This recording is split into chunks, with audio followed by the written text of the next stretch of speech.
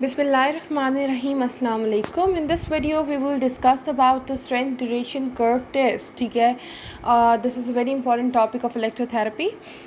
अब बेसिकली ये एक इलेक्ट्रो डायग्नोसिस प्रोसीजर है जिसे हम कैरेक्टराइज करते हैं एक ग्राफ प्लॉट करके, और वो ग्राफ प्लॉट करते हैं हम between the amount of intensity required और ड्यूरेशन ऑफ इम्पल्सेस के. ठीक है, अब जो बहुत नर्व है और मसल है उसका जो रिस्पॉन्स है वो डिपेंड करता है हमारे पास इंटेंसिटी ऑफ करंट पे, साथ में इम्पल्स के ड्यूरेशन पे. अब जो इंटेंसिटी ऑफ द करंट है जो हमें चाहिए नर्व को एक्साइट करने में या मसल को एक्साइट करने के लिए, उसका रिलेशनशिप है इम्पल्स की ड्यूरेशन के साथ. और ये बेसिकली हम यूज़ करते हैं testing of the electrical reactions in the peripheral nerve lesion. जितना ज़्यादा जो इम्पल्स का ड्यूरेशन है वो कम होगा, उतनी ज़्यादा इंटेंसिटी रिक्वायर्ड होगी, उतनी ज़्यादा इंटेंसिटी चाहिए होगी करंट की मिनिमल कॉन्ट्रैक्शन जो है वो मसल में ऑब्टेन करने के लिए. ठीक है, इम्पल्स की ड्यूरेशन कम होगा तो इंटेंसिटी हमें ज़्यादा रिक्वायर्ड होगी. अब ये जो कर्व है ये वैल्यूएबल इंफॉर्मेशन प्रोवाइड करता है related to the state of excitability, दोनों मसल्स की भी और जो है नर्व की भी. अब जो ये हमारे पास स्ट्रेंथ ड्यूरेशन कर्व है ये सेम है both for the muscle and nerves. अब दो इंपॉर्टेंट चीज़ें जो है इंपॉर्टेंट न्यूमेरिकल वैल्यूज़ हैं जो डिटर्मिन कर सकते हैं हम स्ट्रेंथ ड्यूरेशन कर्व से, वो एक रियो बेस और दूसरा क्रोनिक्स है. ठीक है, अब दो इंपॉर्टेंट कंपोनेंट जो रिस्पॉन्ड करते हैं इलेक्ट्रिकल स्टिमुलेशन को, वो एक इंट्रामस्कुलर नर्व फाइबर्स हैं और दूसरा मसल के अपने फाइबर्स. ठीक है, अब ऑपरेटर्स सबसे पहले डिस्कस करेंगे इसका. तो ऑपरेटर्स में हमें क्या क्या चाहिए, एक हमें रेक्टेंगुलर इम्पल्सेस चाहिए ऑफ द डिफरेंट ड्यूरेशन. ठीक है, उसके अलावा हमें स्पेशली डिज़ाइन जो है वो हमें स्टिमुलेटर चाहिए मसल टेस्टिंग के लिए. इम्पल्स का ड्यूरेशन जो है वो 0.1 मिली सेकेंड 0.01 मिली सेकेंड से 300 मिली सेकेंड तक हो सकता है. ठीक है, अब या तो हम करंट कांस्टेंट रखते हैं या तो हम वोल्टेज कांस्टेंट रखते हैं.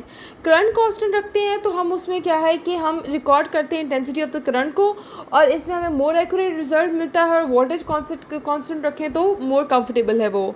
ठीक है, अब हम मेथड डिस्कस करते हैं. सबसे पहले हम स्किन की रेजिस्टेंस को रिड्यूस करते हैं. स्किन की रेजिस्टेंस को रिड्यूस कैसे करेंगे, इसको वॉश करके या सोक करके इन वार्म वाटर में. फिर हम इन डिफरेंट इलेक्ट्रोड अप्लाई करेंगे सब कन्वीनियंट एरिया पे. यूजुअली हम मिड लाइन पे अप्लाई करते हैं या फिर किसी भी मसल ग्रुप के ओरिजिन पे अप्लाई करते हैं. एक्टिव इलेक्ट्रोड को हम हमेशा जो है वो अप्लाई करते हैं मसल के फ्लैशी पार्ट पे. अब प्रोसीजर में क्या है कि प्रोसीजर में सबसे पहले जो है वो हम करंट अप्लाई करेंगे. ठीक है, using the longest stimulus first. ठीक है, और फिर हम उसको इंक्रीज़ करते जाएंगे जब तक हमें मिनिमम ऑब्जर्वेबल कॉन्ट्रैक्शन नहीं मिलती. हम इस कॉन्ट्रैक्शन को असेस कर सकते हैं टेंडन को पैल्पेट करके, वो टेंडन को जिस मसल का हम टेस्ट कर रहे हैं. ठीक है, फिर हम मैग्नीट्यूड और वोल्टेज हम करंट का नोट करेंगे और इम्पल्स को शॉर्टन कर देंगे. हम इसको प्रोसीजर को रिपीट करते जाएंगे for each length of the stimulus. ठीक है, और मैग्नीट्यूड ऑफ द करंट जो है उसको इंक्रीज़ करते जाएंगे जब हमें चाहिए. अब इस सारे टेस्ट में हम जो एक्टिव इलेक्ट्रोड है उसको एक ही जगह पे रखेंगे पूरे थ्रू आउट द टेस्ट. ठीक है, और शेप ऑफ द कर्व, जो कर्व की जो शेप ऑब्टेन होगी हमारे पास, वो बहुत ज़्यादा इंपॉर्टेंट फीचर है इस पूरे के पूरे टेस्ट में. अब हम डिस्कस करेंगे जो स्ट्रेंथ ड्यूरेशन कर्व है, इसके कुछ एडवांटेजेस और कुछ डिसएडवांटेजेस. एडवांटेज में हमारे पास ये आ जाता है कि बहुत सिंपल है, रिलायबल है, चीपर है, और ये इंडिकेट करता है प्रोपोर्शन ऑफ डीनर्वेशन, और बहुत less time consuming than as compare to EMG electromyography. ठीक है, और इसके डिसएडवांटेजेस क्या हैं कि इसमें क्या है कि जो लार्ज मसल्स हैं जब उन पे ये टेस्ट परफॉर्म किया जाता है तो उसके कुछ फाइबर्स रिस्पॉन्ड करते हैं. ठीक है, तो इसलिए जो फुल पिक्चर है वो हमें नहीं मिलती. तो और इसके अलावा जो ये है कि ये क्वालिटेटिव है, क्वांटिटेटिव नहीं है. ठीक है, ना हमें ये बताता है कि नर्व लीजन का साइट क्या है. ठीक है, तो हमें साइट ऑफ लीजन को डिटर्मिन करने के लिए हमें नर्व कंडक्शन टेस्ट करना पड़ता है.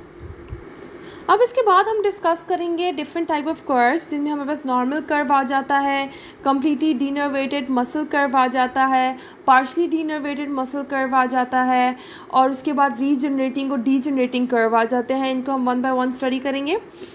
अब हम डिस्कस करेंगे नॉर्मल कर्व। नॉर्मल कर्व जो होता है वो तब हमारे पास जो ऑब्टेन करते हैं हम, जब सारे के सारे नर्व फाइबर जो एक मसल को सप्लाई कर रहे हैं वो सारे के सारे इंटैक्ट हों। तो जो शेप मिलती है कर्व की वो that is same as the normally innervated muscle. ठीक है, अब जो नर्व फाइबर्स हैं वो रिस्पॉन्स देते हैं to both the short duration impulse को भी और लॉन्गर ड्यूरेशन कर्व इम्पल्स को भी, लेकिन मसल खाली रिस्पॉन्ड करते हैं to the longer duration impulses. अब एक जो नॉर्मल मसल है वो रिस्पॉन्स कर देता रहता है, हम अगर बेशक हम उसकी इंटेंसिटी इंक्रीज़ ना करें, ठीक है, वो तब तक देता है जब तक ड्यूरेशन इतना रिड्यूस नहीं हो जाता कि वो 0.3 to 0.1 मिली सेकेंड हो जाए। जब 0.3 0.1 मिली सेकेंड से रिड्यूस हो जाएगा तब हमारी ज़रूरत पड़ेगी कि हमें कॉन्ट्रैक्शन ऑब्टेन करनी है तो हम उसकी इंटेंसिटी इंक्रीज़ करें। ठीक है, अब अगर हमारे पास जो है वो कांस्टेंट करंट स्टिमुलेटर है तो तब हमारे पास जो कर्व स्टार्ट होगा वो 1 मिली सेकेंड पर स्टार्ट हो जाएगा। ठीक है, लेकिन अगर हमारे पास कांस्टेंट वोल्टेज स्टिमुलेटर है तो हमारे पास जो करंट स्टार्ट होगा वो 0.1 मिली सेकेंड पर स्टार्ट हो जाएगा। अब जो इनिशियल पोर्शन है ग्राफ का वो बिल्कुल स्ट्रेट लाइन होती है और वो जो एक्सिस है उसके बिल्कुल पैरेलल होती है और कोई भी किंक नहीं होती। ठीक है, नॉर्मल कर्व में क्या है कि नॉर्मल कर्व तब ऑब्टेन होता है जब सारे के सारे नर्व फाइबर जो मसल को सप्लाई करे हैं वो इंटैक्ट हों। ठीक है, अब जो नर्व फाइबर है वो दोनों शॉर्ट और लॉन्ग ड्यूरेशन इम्पल्सेस को रिस्पॉन्ड करते हैं, लेकिन मसल खाली लॉन्गर ड्यूरेशन को रिस्पॉन्ड करते हैं। अब जो मसल है वो रिस्पॉन्ड करते रहते हैं, बेशक इंटेंसिटी हम इंक्रीज़ ना करें लेकिन तब तक जब तक हम ड्यूरेशन इतना रिड्यूस नहीं कर देते कि वो 0.3 to 0.1 मिली सेकेंड हो जाता है। जब 0.3 to 0.1 मिली सेकेंड हो जाता है तो हमारे पास क्या होता है, उसके बाद जो है वो हमें इंक्रीज़ करनी पड़ती है उसकी इंटेंसिटी को। ठीक है, और कॉन्ट्रैक्शन ऑब्टेन करने के लिए। अब क्या है कि अगर जो है वो कर्व स्टार्ट, तब पहले इनिशियल क्या है कि हमारे जो कर्व है वो स्ट्रेट लाइन होती है और पैरेलल होती है एक्सिस की और कोई किंक नहीं होता। कर्व स्टार्ट होता है अगर हम कांस्टेंट करंट स्टिमुलेटर लेंगे तो 1 मिली सेकेंड पे, और अगर कांस्टेंट वोल्टेज स्टिमुलेटर लेंगे तो 0.1 मिली सेकेंड पे। अब नेक्स्ट जो है वो basically completely denervated muscle curve है। अब ये उस केस में ये कर्व ऑब्टेन होता है कि जब हमारे पास जो मसल को जितने भी फाइबर नर्व फाइबर जो सप्लाई कर रहे हैं वो सारे के सारे डीजनरेट हो जाएं। तो इस कंडीशन में क्या होता है कि जब इम्पल्स के ड्यूरेशन जो है वो 100 मिली सेकेंड हो जाए या 100 मिली सेकेंड से कम हो जाए तो हमें उसके स्टिमुलस की स्ट्रेंथ इंक्रीज़ करनी पड़ती है। अब जिस तरह ही हम ड्यूरेशन डिक्रीज़ करते जाते हैं उसी तरह हमें स्ट्रेंथ इंक्रीज़ करनी पड़ती है, क्योंकि कम ड्यूरेशन में कोई रिस्पॉन्स प्रोड्यूस नहीं होता। ठीक है, अब जो फिर इसलिए इसमें जो कर्व प्रोड्यूस होता है वो बहुत स्टीप कर्व प्रोड्यूस होता है। ठीक है, स्टीप राइजिंग कर्व प्रोड्यूस होता है और वो टुवर्ड द राइट फर्दर जो इंक्रीज़ होता है वो टुवर्ड द राइट होता है than as compare to normally innervated muscle curve. ठीक है, अब इस कर्व में जो है वो initial part of the curve जो है वो भी पैरेलल नहीं होता। ठीक है, जब हम इसे प्लॉट करते हैं तो ये एक वर्टिकल लाइन की तरह होता है और एक स्टीपली राइजिंग कर्व ऑब्टेन होता है।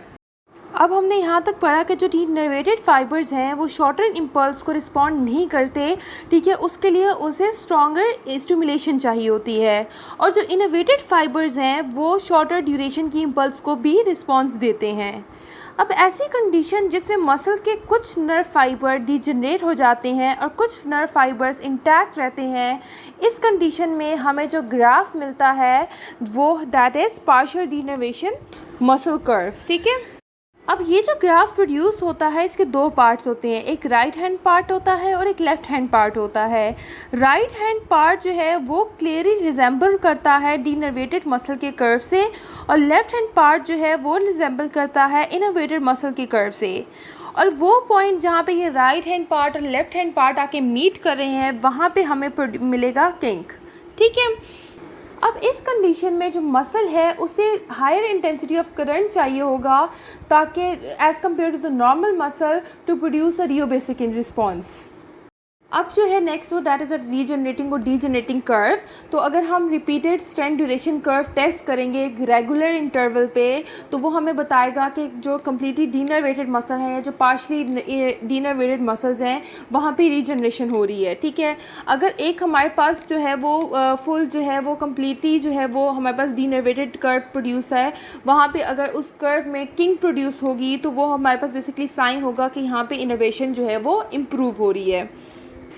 अब जो शेप ऑफ जो कर्व की शेप है वो हमें बेसिकली बताती है कि कितनी प्रोपोर्शन की जो है वो डिनर्वेशन हुई है। अगर ज़्यादा फाइबर्स जो हैं, ज़्यादा नंबर ऑफ द फाइबर्स डिनर्वेट हुए हैं, तो उसमें जो कर्व हमें मिलेगा वो बेसिकली राइज करेगा स्टीपली और उसका ज़्यादा पार्ट रिजेंबल करेगा उस कर्व के साथ जो डिनर्वेशन वाला कर्व है। लेकिन अगर मेजॉरिटी ऑफ द फाइबर जो है वो इनर्वेटेड है तो उसका जो कर्व प्रोड्यूस होगा वो लोअर होगा, फ्लैटर होगा और वो रिजेंबल करेगा फुल इनर्वेशन वाले कर्व से। अब जो चेंजेस आती है shape of the strength duration curve में, ये बेसिकली साइन होता है रिस्टोरेशन का normal nerve supply to the muscle, ठीक है, उसका बेसिकली साइन इंडिकेशन होता है। अगर इनर्वेशन हो रही है, इनर्वेशन प्रोग्रेस कर रही है, तो हमारे पास कर्व में किंग प्रोड्यूस होगा, लेकिन किंग जो है वो आगे लेकिन जो कर्व है वो मूव करेगा downward and toward the left. लेकिन अगर जो है वो हमारे पास डीनर्वेशन प्रोग्रेस कर रही है तो हमारे पास किंग प्रोड्यूस होगा, लेकिन जो स्लोप है वो इंक्रीज होगी और that shift toward the right, ठीक है। ये हमारे पास डिफरेंस है, ठीक है। अगर इनर्वेशन प्रोग्रेस कर रही है किंग अपीयर होगा कर्व में, लेकिन जो कर्व है वो डाउन मूव करेगा और लेफ्ट की तरफ मूव करेगा। लेकिन अगर डीनर्वेशन प्रोग्रेस कर रही है किंग प्रोड्यूस होगा, लेकिन स्लोप जो है वो इंक्रीज करेगी, ऊपर जाएगी और शिफ्ट टुवर्ड द राइट। अब ये 4 फैक्टर्स हैं जो इन्फ्लुएंस कर सकते हैं हमारे पास स्ट्रेंथ ड्यूरेशन कर्व टेस्ट को। उसमें एडीमा आ जाता है, डीपर मसल्स आ जाते हैं, लार्जर मसल्स आ जाते हैं, प्रेशर ऑफ इलेक्ट्रोड्स आ जाता है, साथ में फैटी स्किन्स आ जाती हैं, ठीक है। अब जो नेक्स्ट है वो रियो बेस है। रियो बेस क्या है कि जब हम एक स्टिमुलस अप्लाई करेंगे ऑफ अ मैक्सिमम ड्यूरेशन, ठीक है, इन्फिनाइट ड्यूरेशन, तो जो स्मॉलेस्ट करंट जो प्रोड्यूस करेगा मसल कंट्रैक्शन को, उसको हम रियो बेस बोलते हैं। अब प्रैक्टिस में हम यूजुअली इम्पल्स यूज़ करते हैं ड्यूरेशन कितने की, 100 मिलीसेकंड की या 0.1 सेकंड की। अब जो डीनर्वेटेड मसल्स हैं उनमें जो रियो बेस है वो हमारे पास लेस होगा than as compare to the innervated muscle. अब जो रियो बेस है ये हमारे पास वेरी करती है डिफरेंट मसल्स पे, और ये डिपेंड करती है अकॉर्डिंग, मतलब स्किन रेजिस्टेंस की वजह से या टेम्परेचर की वजह से जो है ये वेरी करता है रियो बेस, ठीक है। अब राइज है रियो बेस में वो फाइब्रोसिस ऑफ मसल की वजह से भी हो सकता है। अब जो नेक्स्ट है वो हमारे पास क्रॉनिक्स है। अब जो क्रॉनिक्स है वो बेसिकली डिस्क्राइब करता है कि जो लेंथ ऑफ अ ड्यूरेशन है या लेंथ ऑफ अ टाइम है जो रिक्वायर्ड होता है for a current of a twice the intensity of the Rio base current muscle की किसी भी टिश्यू में एक्साइटेशन प्रोड्यूस करने के लिए, ठीक है। अब ये जो हमारे पास क्रॉनिक्स है ये फर्दर इनर्वेटेड मसल जो है वो लेस होता है than as compare to denervated muscle. अब अगर प्रैक्टिकली देखा जाए तो क्रॉनिक्स ऑफ द मसल है जिसमें 25% ऑफ द फाइबर इनर्वेटेड हैं, उसका जो है वो that is the same as that of the completely denervated muscle, जिसके सारे के सारे फाइबर डीनर्वेट हो गए, डीजनरेट हो गए हैं, उसमें जो है वो हमारे पास जो है दोनों का जो क्रॉनिक्स है दैट इज़ सेम। तो इसलिए जो है वो हमारे पास क्रॉनिक्स जो है वो इतना सेटिस्फैक्ट्री मेथड नहीं होता जो इलेक्ट्रिकल रिएक्शन के टेस्ट के लिए, क्योंकि इसमें हमारे पास पार्शियल डीनर्वेशन जो है वो इतनी क्लियरली शो नहीं होती, ठीक है। तो it is not a accurate method. अब जो हमारे पास वेरिएशन आता है स्ट्रेंथ ड्यूरेशन कर्व में, ये हमें बताता है कि स्टेटस किसी भी सेंसरी नर्व फाइबर के बारे में या मोटर नर्व फाइबर के बारे में। तो जो सेंसरी थ्रेशोल्ड है वो हेल्पफुल होता है in evaluating the status of the A beta fibres, ठीक है। और जो मोटर लेवल इंटेंसिटी है वो हेल्पफुल होती है to determine the status of motor fibres और ए अल्फा फाइबर्स, ठीक है। और जो सुप्रा सेंसरी होते हैं that tell us the status of the C fibres and A delta fibres. At the last but not least, important questions for FUIC students are mentioned in description box. Thank you.